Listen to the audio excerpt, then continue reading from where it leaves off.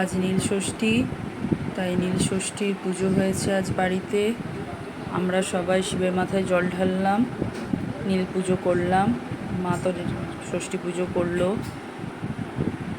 তো এই দেখো মহাদেবকে কি সুন্দর সাজানো হয়েছে। তোমরাও কি নীল ষষ্ঠী করেছো, নীল পুজো করেছো?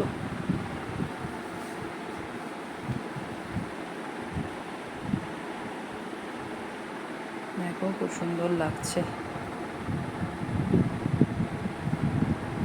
আবার সন্ধ্যাবেলায় বাতি দেওয়া হবে, জল ঢালা হবে।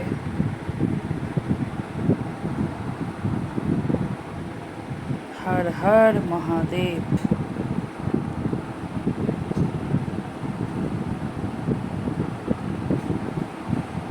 নীল ষষ্ঠী উপলক্ষে স্পেশাল লাঞ্চ, ডালিয়ার খিচুড়ি, বেগুন ভাজা, আলু ভাজা, আর হচ্ছে এখানে দই।